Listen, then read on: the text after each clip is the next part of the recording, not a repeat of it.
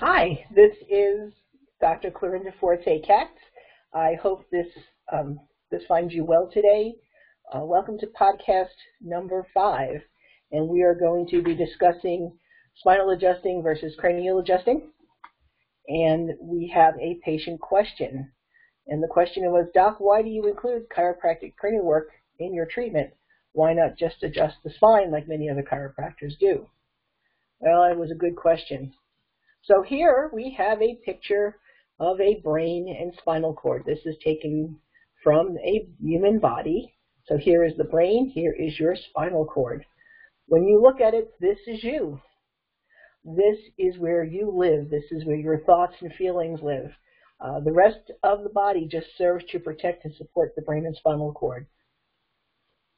Now, the brain is 80% of the nervous system, where the spinal cord is about 20%. The brain is protected by the skull. The spinal cord is protected by the spinal column. Now, research has shown us that by adjusting the spine, we do have profound effects on the function of the brain. But why just do 20% when you can get the other 80%? And by adjusting the brain, we can also increase our health potential and have wonderful results. So Dr. Dejarnette is the founder of the Chiropractic Cranial Technique, also the developer of Sacro-Occipital Technique, SOT, which is the technique I am certified in. And his feelings were that cranial technique deals with mechanics of the skull, both externally and internally. So we all know what the skull looks like from the outside. Internally, the cranium is a bony cavity in which housed the basic human nervous system. So if we look on the inside, we're looking basically from the top down. And here where the eyes would come into the brain, this is where the spinal cord exits the brain and goes down into the body. So you see there is ridges. It is not exactly a smooth surface for the brain to sit on. Now, the brain just doesn't sit here. It is actually housed within membranes. And when you think about it, it's like a big waterbed. So these membranes house or contain the brain and spinal cord. And in there is fluid. And this fluid bathes the brain and provides nutrition and takes away waste.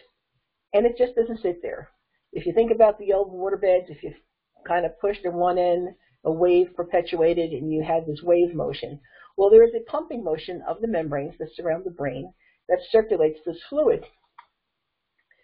So now, because there is motion in the brain, there is motion in the skull.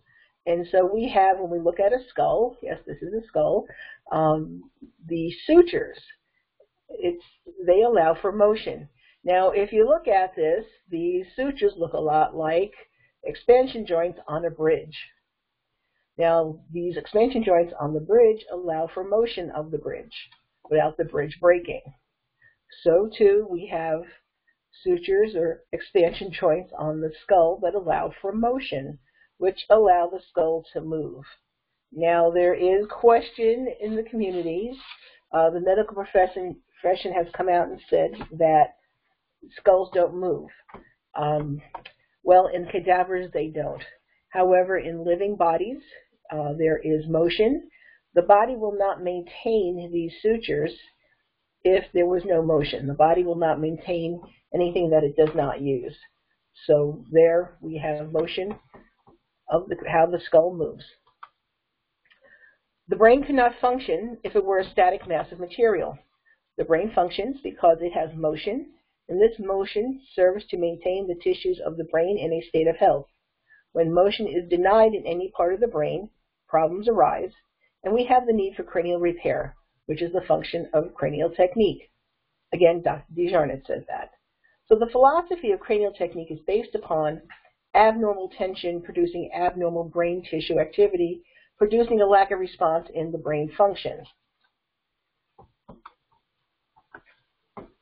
A cranial distortion will exist at the same time with a spinal distortion. So you can't just have one without the other.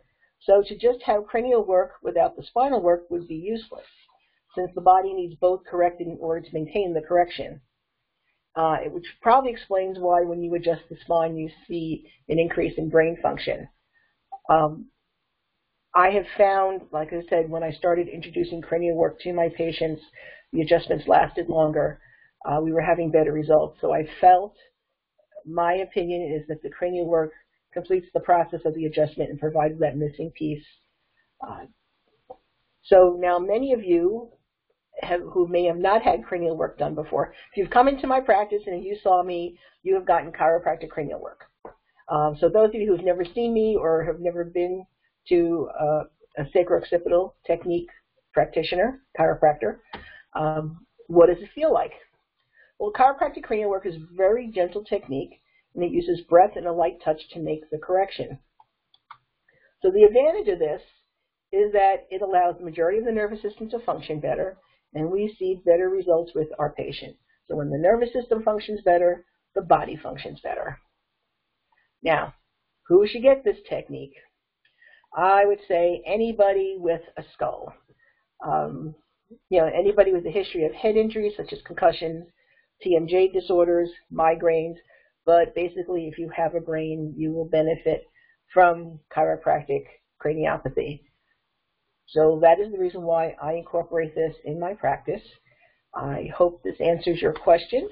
If you have questions or about this podcast or any others, or would like a question for a future podcast, you may reach me at CLORKATZ@comcast.net, or you can find us on Facebook at Katz Family Chiropractic. Again, my name is Dr. Katz. Thank you for your time. I appreciate it. Go out, be awesome, and make it a great day. Thank you for your time.